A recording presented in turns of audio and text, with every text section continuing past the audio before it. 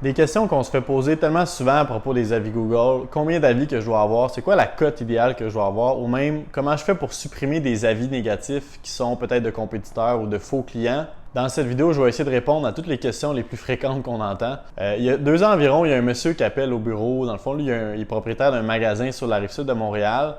Puis il était tellement en beau fusil, il vient d'avoir 6 avis négatifs que son compétiteur vient d'y laisser. Puis il n'y a pas moyen de les supprimer. Fait que là, il nous appelle en panique un petit peu, puis il n'était pas content. Sa cote a chuté de 4,6 à 3,8 à l'intérieur, je pense, d'une journée ou deux. Fait que là, la question qu'il nous pose, évidemment, c'est comment je fais pour supprimer ces avis-là? C'est injuste, c'est pas des vrais avis, nanana. Fait que là, j'y explique qu'en ce moment, à Google, on ne peut pas supprimer d'avis. Tout ce qu'on peut faire, c'est flaguer comme étant inapproprié. Puis après ça, Google, si ça leur tente, s'ils passent une bonne journée ou quoi que ce soit, ils vont décider de les supprimer. Mais bien souvent, on a des cas que les avis ne seront jamais supprimés, malheureusement. C'est exactement pour ça que ma recommandation par rapport à ça, c'est de se concentrer sur aller chercher un maximum d'avis positifs pour avoir une cote qui est tellement solide qu'après ça, il n'y a aucune situation comme ça qui peut avoir un effet négatif.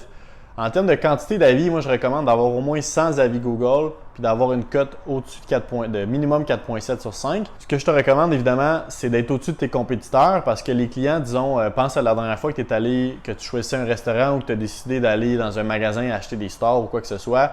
C'est rendu qu'on prend le temps de regarder. En fait, 90% de la population et plus vont prendre le temps de regarder les avis Google et même peut-être lire les commentaires avant d'aller en magasin ou avant même de prendre une décision. Puis bien souvent, ce qu'on fait, c'est qu'on va aller dans les places qui ont le plus d'avis Google puis les meilleures cotes. Des fois, c'est même inconscient. Puis tes clients potentiels, c'est la même chose. Fait que si tu as moins d'avis Google que tes clients, c'est pas compliqué. En ce moment, tu perds des ventes.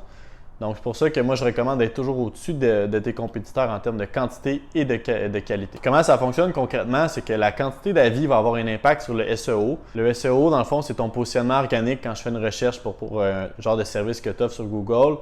Ça va augmenter les chances que tu sois dans les premiers résultats. Donc, ça va avoir une meilleure visibilité sur ta page Google. Mais après ça, ta qualité, donc ta cote sur Google, va impacter le fait est-ce que je vais aller chez toi ou chez ton compétiteur.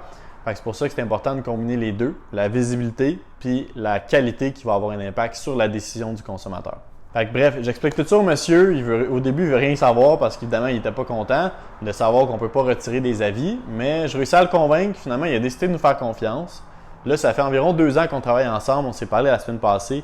Il est rendu à 600 avis sur Google. Il y a une cote de 4,8 qui est rendue béton. Elle ne va jamais changer cette cote-là. Puis ce qui est vraiment impressionnant, c'est qu'il m'a dit qu'il a doublé son chiffre d'affaires, principalement grâce aux avis Google. Comment qu'il le sait? C'est parce que j'y avais recommandé de demander à ses clients qui rentrent en magasin comment ils ont entendu parler du magasin.